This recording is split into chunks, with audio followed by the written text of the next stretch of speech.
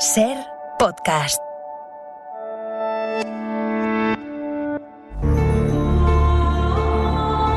La pirámide de Keops. Una de las 7 maravillas del mundo. 146 metros de altura. 5 millones de toneladas de piedra se alzan desde hace 4.500 años. Es la más alta, la mayor y la más enigmática de todas las construcciones faraónicas. 45 siglos después surge el misterio. ¿Cómo se construyó la pirámide? El arquitecto francés Jean-Pierre Houdin inició una investigación hace 10 años. Ha analizado y descifrado el monumento con la mirada afilada del experto, como si tuviera que reconstruirla él mismo. Hoy, al término de su investigación y gracias a las nuevas tecnologías, propone una teoría revolucionaria. ¿Habrá conseguido resolver el enigma de la Gran Pirámide de Keops?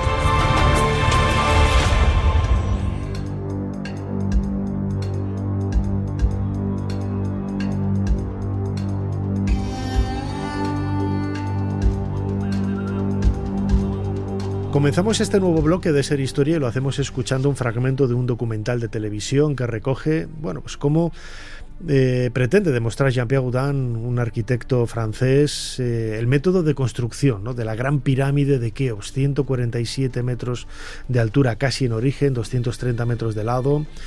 Pues quizás uno de los paradigmas, ¿no?, de los misterios de la construcción, de los misterios del propio ser humano en relación a todo lo que conlleva y a todo lo que hay alrededor.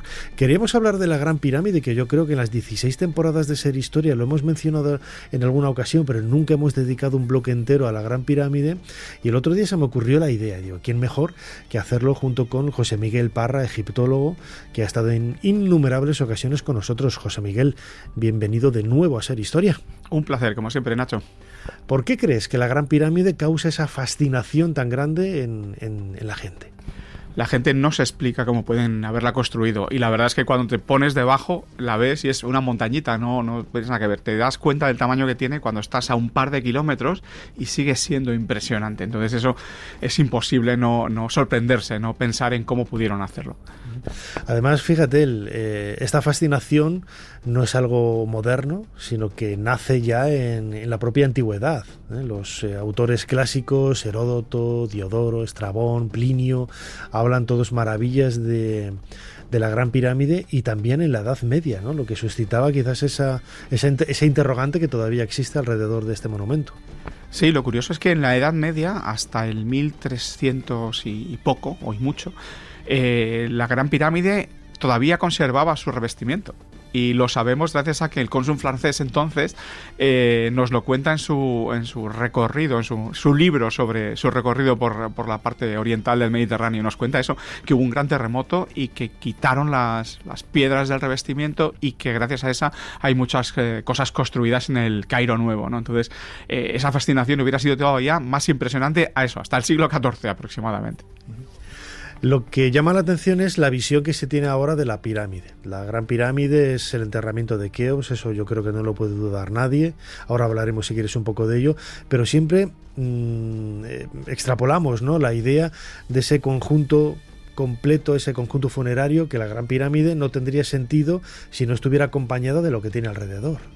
En efecto, porque la pirámide es el elemento más visible de un conjunto de edificios. Está formado por un templo bajo, una calzada de acceso, un templo alto y la pirámide. Y además, en el caso de la pirámide de Keops, o de Jufu, como le llamamos los egipcios, 3 pirámides pequeñitas, se supone que para reinas, y una pirámide subsidiaria que descubrió a finales de los 80 Hawass, cuando quitó la carretera que daba la vuelta a la pirámide. De modo que son muchos elementos, y sobre todo lo importante es que eso forma parte de la economía. Llega un momento en que la economía del reino antiguo y la pirámide están intrínsecamente unidas. Yo calculé en uno de mis libros que aproximadamente el 5% o el 6% del presupuesto total, vamos a hablando de palabras fuera de contexto, pero el presupuesto total del Estado egipcio en ese momento era lo necesario, lo que hacía funcionar y construir la Gran Pirámide, que, equiparando, es más o menos lo mismo que se gastó Estados Unidos para llevar al hombre a la Luna con el proyecto Apolo. Claro, buscando paralelos es fácil entender un poco el significado que hay detrás de este monumento. Ahora hablaba, ¿no?, de ese enterramiento del faraón Keops. Mucha gente dice, ¿no?, ¿por qué no hay en el interior de la pirámide jeroglíficos? Estamos hablando de un monumento que ya me llamó y me hizo ilusión, ¿no?, encontrar en el último libro de Pierre Talet y Mark Lehner, ¿no?, que ya retrasaban aún más la cronología de la pirámide al 2650 a.C., ¿no?, sobre todo a partir de esas cronologías, ¿no?, que se han realizado desde los años 90 por carbono 14, a partir de esos elementos orgánicos que han aparecido, ¿no? Cuéntanos un poco la historia, porque se ha estudiado la cronología en varias ocasiones, ¿no? Bueno, tenemos que, para que los oyentes nos sepan un poco de qué estamos hablando, la cronología egipcia es muy sencilla en cuanto a sus aspectos generales. Reino antiguo, periodo intermedio, reino medio, segundo periodo intermedio, etcétera. Pero el modo de conseguirla es bastante complicado. Los egipcios no tienen un año 1 a partir del cual cuentan los años de reinado. De modo que con cada faraón empieza un reinado y empieza un recuento. Entonces, o sabemos todos los faraones y sabemos todos los años de reinado, o siempre nos quedamos cortos. Tampoco sabemos cuánto tiempo duraron los periodos intermedios, porque no hay estado, entonces tampoco hay muchas fechas administrativas. De modo que esas fechas pueden bailar bastante, hasta 100 años incluso, dependiendo de cuánto cojas de ese carbono 14, ¿no? Entonces es curioso. Pero estamos hablando de eso, de los 2600, 2500 aproximadamente, es decir, hace 4500 años. Es una barbaridad de tiempo. Además, la última evidencia que relacionaba la construcción de la pirámide con la figura de Keops era el papiro de Merer, ¿no?, aparecido descubierto por Pierre Talet en el Mar Rojo, que yo recuerdo en un corte que te grabé para el podcast Dentro de la Pirámide, que decías que quizás era el dato que más cerca nos podría llevar, ¿no?, al momento de la construcción. Cuéntanos un poco, este papiro es extraordinario porque es el diario de uno de los obreros, de los jefes de obreros. Sí, hablando un poco de la economía de las pirámides, para construirlas se necesita cobre. Egipto es una sociedad calcolítica, una sociedad, el Egipto de las pirámides, es una sociedad de la edad del bronce, del cobre. ¿Qué es lo que pasa? Hay que ir a buscarlo. ¿Y dónde lo van a buscar? En las minas del Sinaí. Entonces, enfrente justo de donde están las minas, se construyó un puerto a finales del reinado de Snefru, que duró hasta finales del reinado de Keops. Bueno, pues ese puerto está formado por unos almacenes grandiosos, esculpidos en la roca, son cerca de 30, me parece, y son de 30 metros de lado, por 2 de alto y como 3 de alto, una cosa así. Bueno, pues allí, para taparlos, cuando no había nadie, ¿qué es lo que hacían? Ya traían a un grupo de expertos en traer o mover grandes pesos, grandes bloques de piedra desde la Gran Pirámide, y los tapaban. Entonces, en el último año que estuvo funcionando ese puerto, que es el último año que tenemos registrado de Keops, el año 27 o 26 aproximadamente, pues resulta que se lleva un equipo. Ese equipo cierra la entrada de todos los corredores, de los túneles almacenes, por así llamarlo, y como ya ha terminado su trabajo, lo que hace es guardar los papiros que llevaba él, donde apuntaba todo, guardarlos, no dejarlos, no tirarlos, sino guardarlos detrás de unas piedras. Y eso se descubrió en el año 2013. Y el contenido es maravilloso, porque tiene, por un lado, documentos administrativos donde apunta a Merer cuánto han cobrado, quién lo ha cobrado, qué tipo de cosa han cobrado y cuánto les falta por cobrar. Y además hay otro que tiene el documento, que es lo que se conoce el diario de Merer, donde nos narra día a día su recorrido diario durante, valga la redundancia, durante 30 jornadas de trabajo. Y lo que hacen es básicamente coger bloques de la cantera de Tura norte y bloques de la cantera sur, cruzar el río, llevarlos a un punto que no sabemos muy bien qué es, que se llama Ra She Jufu, que es la boca del estanque de Keops, más o menos, de Jufu, que es más o menos, pues a lo mejor el sitio donde se almacenaba todo para hacer un control administrativo y luego llevarlo a la pirámide. Después de pasar allí una noche, lo llevan a la pirámide, lo desembarcan y vuelven de vuelta. 4 días de recorrido, 3 meses. Y eso nos lo cuenta. Y es muy sucinto porque, claro, el papiro es un material caro. Entonces lo pone día 25. Con mi equipo cogemos los bloques y los llevamos al barco. Día 26, llegamos y pasamos la noche en Ras Shahufú. Día 27, dejamos los bloques en día 28, volvemos. Y así 3 meses. Son impresionantes. Es básicamente, pues, lo que vamos a tener es más similar, como ya te dije, a un vídeo de lo que es la construcción de las pirámides. A no ser que encontremos, y hay posibilidades, vamos a cruzar los dedos, más papiros similares. Las canteras de Tura están relativamente cerca, a pocos kilómetros de la meseta de Giza, donde se levanta la Gran Pirámide, pero también es llamativo y sorprende a la gente, ¿no?, que en primer lugar los bloques, la mayor parte de los bloques de la pirámide vienen de una cantera, pues muy cerquita de la calzada donde está hoy la pirámide de Kefren, es decir, apenas 500 metros, y los bloques, a medida que vas ascendiendo, son cada vez más pequeños e incluso se convierten casi en propios escombros, ¿no?, que podemos llevar tú y yo, podemos llevar 4 debajo de los brazos. Tenemos esa idea idealizada, valga la redundancia, de que la pirámide está construida con bloques regulares de la base hasta la parte superior.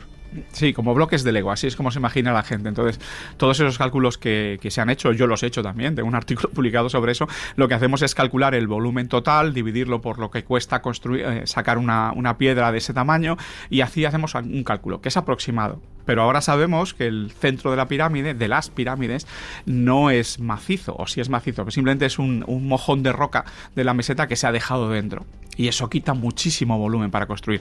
Para que se hagan una idea los radio oyentes, esa palabra tan clásica que me encanta, el 44% del volumen de la pirámide de Yedefre, que es el hijo y sucesor de Keops, es ese mojón de roca. En el caso de la pirámide de Keops, y si alguien se pone en la esquina noreste de la pirámide, podrá ver que está esculpida en la roca, no es de bloques, es entre el 20 y el 25% del volumen de la pirámide. Y otro tanto para la pirámide de Kefren y la pirámide de Micerino, de modo que ya no tenemos que construir tanto. Y además, como los egipcios no eran tontos, cuanto más alto, los bloques más pequeños. Que no es que fueran pequeños del todo, pero es cierto que el interior de la pirámide no está construido como el exterior. Entonces son bloques grandes, se pueden colocar, no se ajustan, y lo que se ajusta es con bloques más pequeños, con arena, en fin, con lo que podía. Todo eso ha llegado hasta nosotros, pero curiosamente no trasciende esa información, o por lo menos está ahí, la puedes leer, pero no llega quizás al gran público, porque siempre se concentra quizás en lo más desconocido. Mencionaba ahora, ¿no? Mucha gente le llama la atención el hecho de que no haya textos en las pirámides de la Cuarta Dinastía, en este caso de la pirámide de Keops, pero también hay una explicación en relación a lo que decíamos antes, que no tenemos que ver la pirámide como algo sacado de per se, es decir, no es un monumento per se, sino que tiene que contar con todo lo que hay alrededor, ¿no? Sí, no hay textos dentro de la pirámide, pero sí hay textos en el templo, sí hay textos en el otro templo, sí hay textos en la calzada de acceso. Lo que pasa es que los de Keops están completamente destruidos. Tenemos pequeños restos, tenemos pequeños bloques a finales de los 80, cuando se hizo una obra hidráulica para quitar las aguas de Albañal del poblado que estaba cerca de la pirámide. Se encontró en varios puntos haciendo agujeros en el suelo donde se podía encontrar el templo, y se tiene más o menos localizado. Y hay algunos bloques que curiosamente están reutilizados en la pirámide de Amenemhat I y en la de Senuseret I del Reino Medio. Claro, porque en este caso no es que estuvieran intentando ahorrar gasto, porque está tan lejos la pirámide que es un gasto enorme llevarlo, sino simplemente querían coger algo que pertenecía a un faraón antiguo, en este caso es Keops, y llevarlo a la pirámide e incluirlo, ¿no? Entonces eso es un poco lo que nos lleva. Los textos existen, pero no los tenemos. Es como las momias. ¿Han estado allí? Sí, pero tenemos muy poquitas. Bueno, en realidad hay muchas. Si quieres hablamos de eso ahora mismo. Sí, es otra de las leyendas urbanas, ¿no? Nunca se ha encontrado una momia dentro de una pirámide, ¿no? Yo recuerdo que para mi canal de YouTube, dentro de la pirámide, hice una lista, ¿no? Y está Raneferef, está Merenre, está muchas reinas de la quinta y de la sexta dinastía. Hay muchos ejemplos que te están demostrando que efectivamente las pirámides eran tumbas. Sí, no hay, es imposible negarlo. Hemos encontrado, por ejemplo, restos del vaso canopo, el contenido de los vasos canopos de Pepi, en la pirámide de Pepi I. Hemos encontrado, como has dicho tú, los canopos eran para dejar las vísceras, ¿no? Cuando se hace la momificación se sacaban los intestinos, el estómago, los pulmones y el hígado. Todo eso se momificaba e iba cada uno en su vasito o en su gran vaso de piedra. Hemos encontrado, como has mencionado tú, la de Neferefre. Hemos encontrado, por ejemplo, la de Yetkare. Entonces, no hay ninguna duda. Hemos encontrado del Reino Medio, hemos encontrado montones. Entonces, es imposible negar que había momias en las pirámides. Pasa que la gente prefiere no escuchar esa información. Es como que te entra por aquí, te sale por aquí. Estoy hablando, enseñando mis orejas para los que no nos ven. Y la gente no le interesa, le prefiere seguir creyendo en la fantasía. Bueno, una fantasía que también está entre comillas justificada porque realmente la pirámide es un lugar de enterramiento, pero es algo más. Es decir, no es como un cementerio nuestro aquí en Madrid, el cementerio de la Almudena, donde están los restos de nuestros seres queridos, sino que es un complejo de pensamiento mucho más complejo, valga la redundancia. No solamente es un lugar donde depositas el muerto. Sí, la pirámide en sí es básicamente un sistema de acceso al firmamento, al cielo. Y lo sabemos gracias a los textos de las pirámides. La pirámide escalonada es una escalera, y además lo dicen los textos de las pirámides, tráeme delante la escalera de Horus para que pueda subir a las estrellas circumpolares. Las estrellas circumpolares son las que están girando o están alrededor de la estrella polar. Y como tal están tan cerca del eje de giro de la Tierra, el eje imaginario de giro de la Tierra, que no desaparecen nunca del firmamento nocturno, siempre son visibles. Con lo cual la gente consideraba que allí estaban los dioses y consideraba que allí tenía que llegar el Ba del faraón, ¿no? Entonces ese es el objetivo. Entonces la pirámide se convierte en una escalera para subir cuando es escalonada y en un rayo de sol para subir al cielo, en este caso para unirse con Ra durante la cuarta, la quinta y la sexta dinastía. ¿Qué es lo que pasa? Que a los egipcios no les gusta deshacerse de nada que ideológicamente les haya servido. Entonces la entrada de todas las pirámides está mirando al norte, apuntando hacia las estrellas circumpolares.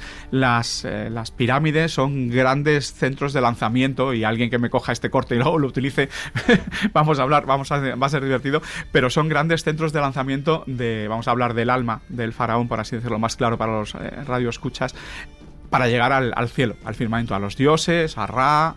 Eso es lo que tiene. Y además es una parte muy importante de la economía del periodo, porque hay mucha gente que recibe esas ofrendas que se le dan al faraón, que luego se reparten entre los trabajadores como parte de su salario o es su salario, y hay muchos centros agropecuarios repartidos por todo Egipto, cuya producción va dedicada primero a mantener a los obreros, a pagarles con esos alimentos, y luego a mantener el culto.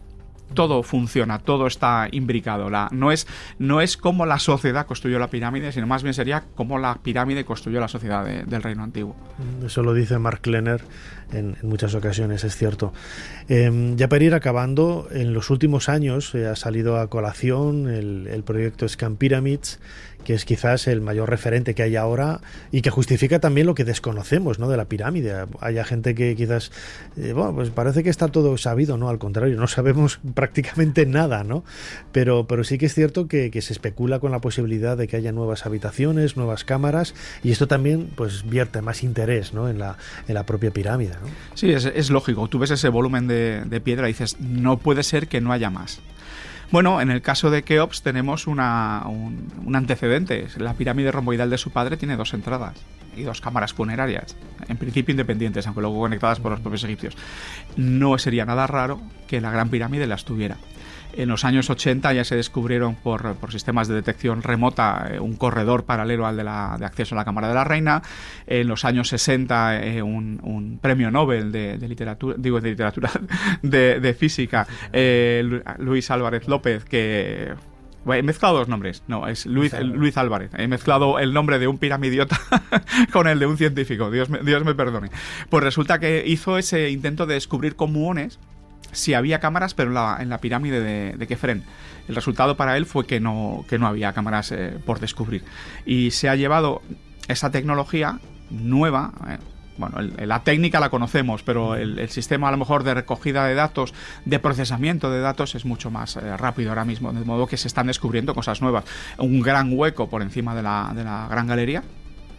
Y hace poco además se ha metido un pequeño endoscopio, se ha podido ver lo que hay. Es un corredor de 9 metros de largo con bóveda de doble vertiente justo encima de lo que es la entrada verdadera de la pirámide. Entonces hay más cosas. De hecho, el señor, un arquitecto, el que descubrió las cámaras nuevas en la pirámide de Meidum, que no es el único sitio donde se descubren la Gran Pirámide, trajo al experto, al ingeniero que calculó la resistividad del terreno para el TGV francés, el AVE francés, y le salió que debajo de la Cámara de la Reina había un corredor que llevaba. Entonces ese corredor ellos lo terminan hacia el este, yo lo termino hacia el norte, y eso ya me permite relacionarlo más todavía con lo que es el doble conjunto de cámaras que tiene la pirámide romboidal, ¿no? De modo que tenemos esperanzas, crucemos los dedos de que haya más cosas.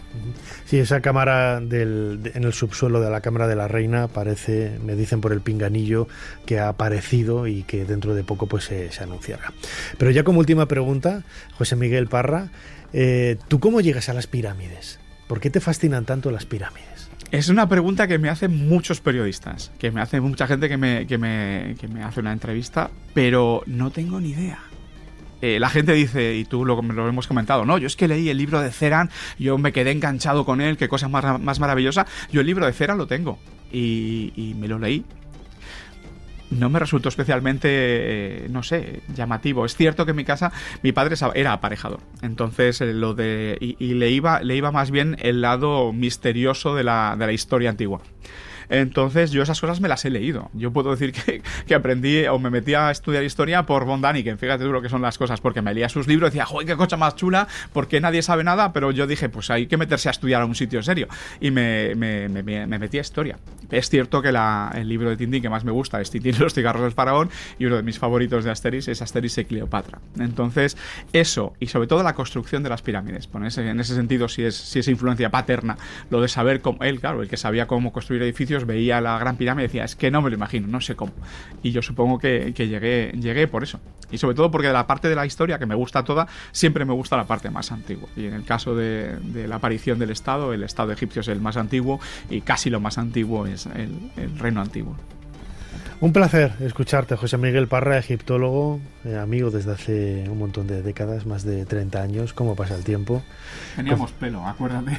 Totalmente. Como siempre, muchísimas gracias una vez más por habernos ayudado a hacer un poquito más de historia. Un placer, como siempre, Nacho. Suscríbete a Ser Historia. Todos los episodios y contenidos adicionales en la app de Cadena Ser y en nuestros canales de Apple Podcast, Spotify, iVoox, Google Podcast y YouTube. Escúchanos en directo en la Ser los domingos a la 1:30 de la madrugada. Cadena Ser. La radio.